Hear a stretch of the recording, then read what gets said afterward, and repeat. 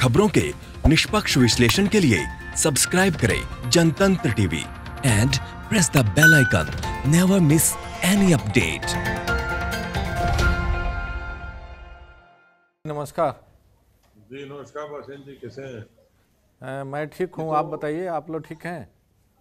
हाँ, हम लोग ठीक है। गुड।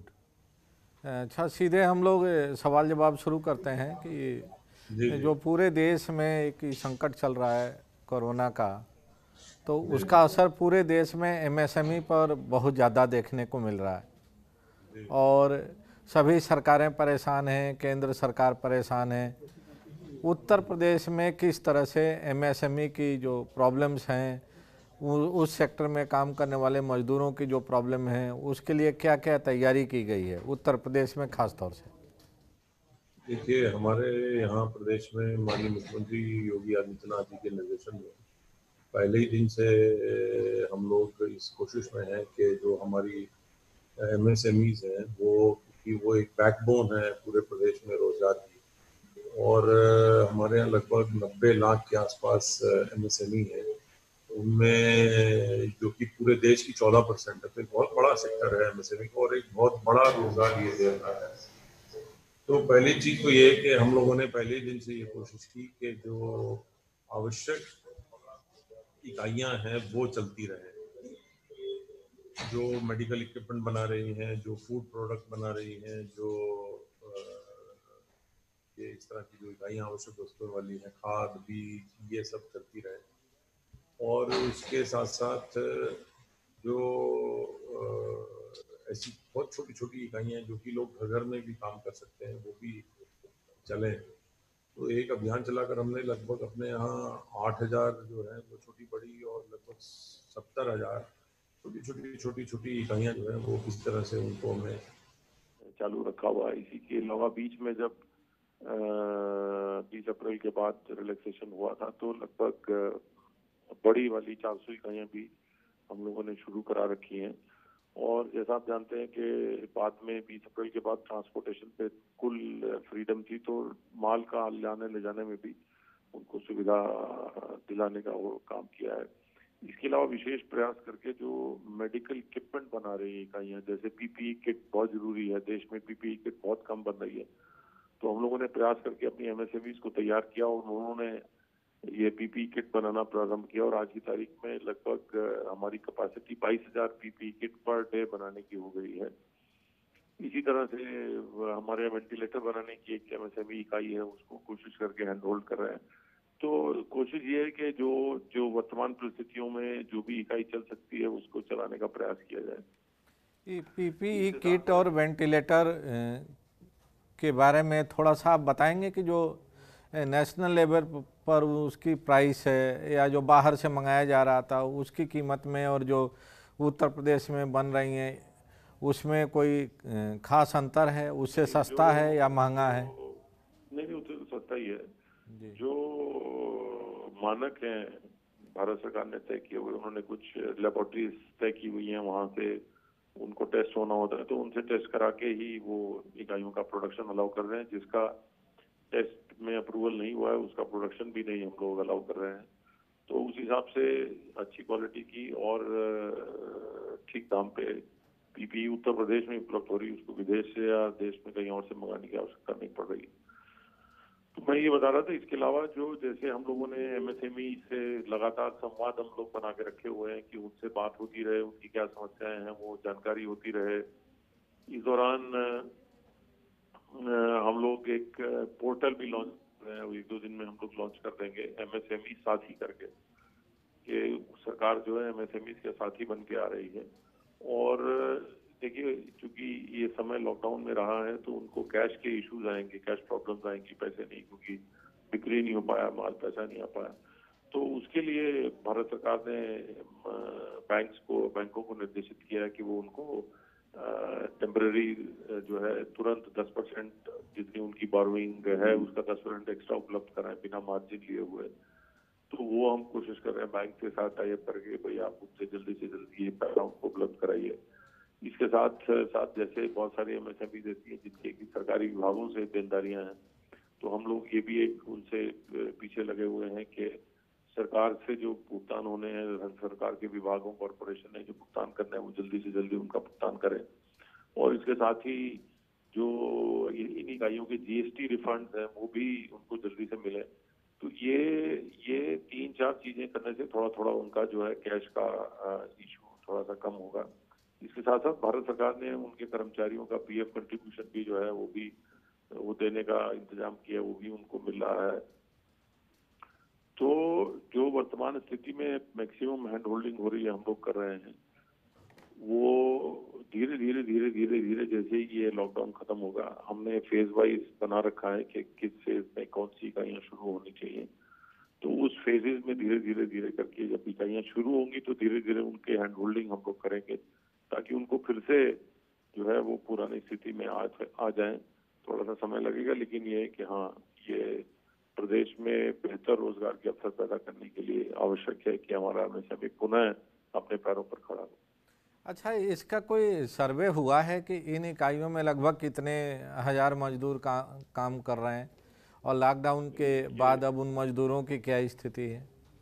हाँ, नहीं देखिए, मैं आपको ये बता रहा था, जो मजदूरों की बात आप कर रहे हैं, हम लोगों ने उत्तर प्रदेश देश में पहली राज्य सरकार थी जिसने कि उद्यमियों से संपर्क करके उनसे 2 तरह के अनुरोध किए कि एक तो आप उनकी लॉकडाउन के पीरियड की भी उनको तनख्वाह दीजिए, और उन्होंने पूरा इसमें सरकार का सहयोग किया। आज की तारीख में लगभग इंडस्ट्री ने 622 करोड़ रुपए का जो है वो मजदूरों को भुगतान किया है, और ये लगभग 6 लाख के आसपास मजदूर जो थे उनके।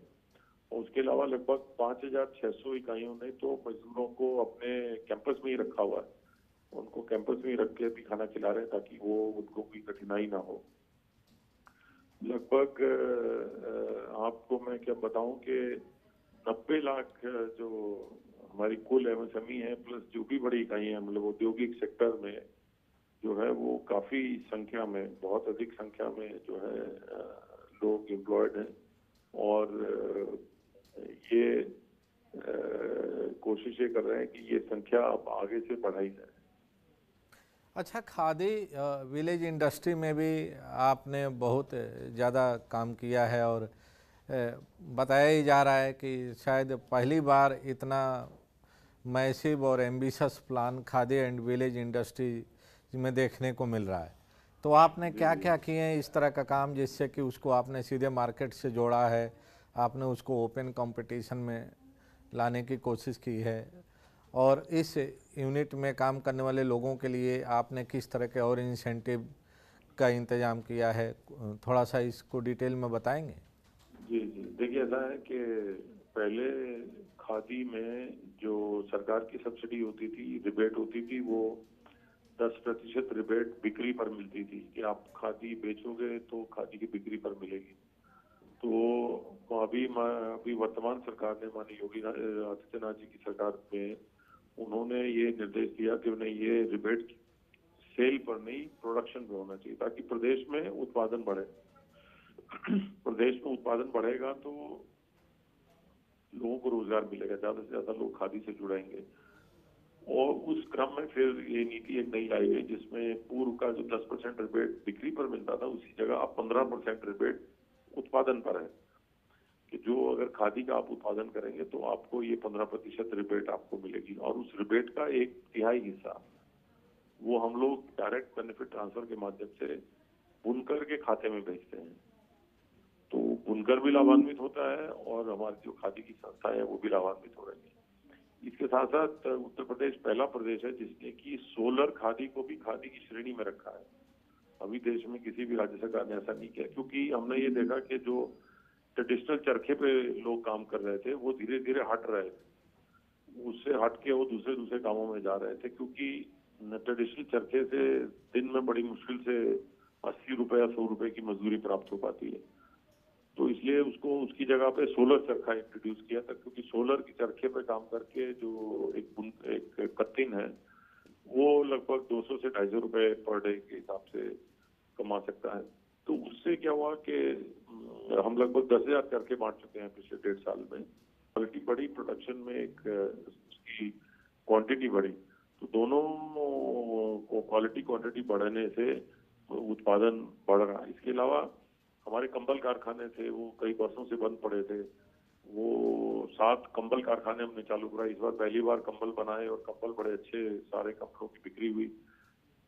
बहुत महंगे कंबल बनते थे, उसकी लागत पे हम लोगों ने काम किया, तो लागत 800 रुपए का कंबल था, उसकी लागत घटा के उसको हम 490 रुपए पर लाए। 490 रुपए में लाने में वो मार्केट में कॉम्पिटिटिव हो गया। तो इस तरह से हमारे खादी के अपने प्रोडक्शन सेंटर है, हमारे 11 प्रोडक्शन सेंटर है जो कि बिल्कुल मरनासन हालत में थे, उनको अब पुनर्जीवित किया है। और हम लोगों ने रेमंड को सैंपल भेजे हैं, रेमंड खादी हमसे खरीदना चाहता है, तो हम अपने प्रोडक्शन सेंटर में सोलर चरखे की मदद से लोगों को रोजगार देंगे, महिलाओं को रोजगार देंगे, और वो जो खादी बनाएंगे वो हम रेमंड को या और ऐसी देश की बड़ी संस्थाओं को हम उनको देंगे। तो यानी आप प्राइवेट सेक्टर से भी आप टाई अप कर रहे हैं उसकी सेल्स और मार्केटिंग के लिए? जी जी जी जी, प्राइवेट सेक्टर भी खादी में काम करना चाहता है तो हम उनको कपड़ा बना के उपलब्ध कराएंगे। उससे क्या है कि बुनकर और जो कतीन है हमारे गांव में, उनको रोजगार मिलेगा। अच्छा, नोएडा के कुछ उद्यमियों का ये कहना था कि इस तालाबंदी के वजह से उनको काफ़ी दिक्कतें आ रही हैं और वे चाहते थे कि सरकार की तरफ से कुछ और रियायतें मिले जिससे कि वे अपना कारोबार फिर शुरू कर पाएँ और कर्मचारियों की सैलरी भी समय से दे पाएँ। जी, तो इसके बारे में कोई विचार हो रहा है नोएडा के बारे में? हाँ जी जी जी जी, भारत सरकार कोई पैकेज अनाउंस करने वाली है, हम लोग इंतजार कर रहे हैं। तो हमने इसीलिए वो एमएसएमई साथी पोर्टल लगाया कि इनकी कैश की प्रॉब्लम जो है, जो वर्किंग कैपिटल के इश्यूज हैं, उनको हम लोग इसको जल्दी से जल्दी हैंड होल्ड करें, हम सहायता करें। सरकार इन सब के साथ खड़ी है, और वो वर्तमान जो बड़ी मुश्किल की खड़ी है, लेकिन सरकार इनके साथ है और हम लोग पूरी कोशिश करेंगे कि जो हमारी इकाइयां हैं एमएसएमई, उनको हम हैंड होल्ड करें, उनके साथ खड़े रहें, ताकि वो पुनः अपने पैरों पर खड़े होकर वही जो रोजगार न कि उतना ही करें बल्कि बढ़ाएं। क्योंकि आपने देखा है कि अन्य प्रदेशों से हमारे कई मजदूर कामगार लौट के आ रहे हैं, उनको भी प्रदेश में रोजगार कैसे दे, ये सरकार इसकी भी चिंता कर रही है, इस पे भी काम कर रही है। तो ये इकाइयां अगर चलेंगी, फूलेंगी, फलेंगी, तभी ये आगे रोजगार दे पाएंगे। बहुत बहुत धन्यवाद नवनीत जी, आपसे बात हम हमारे चैनल से बात करने के लिए। Thank you.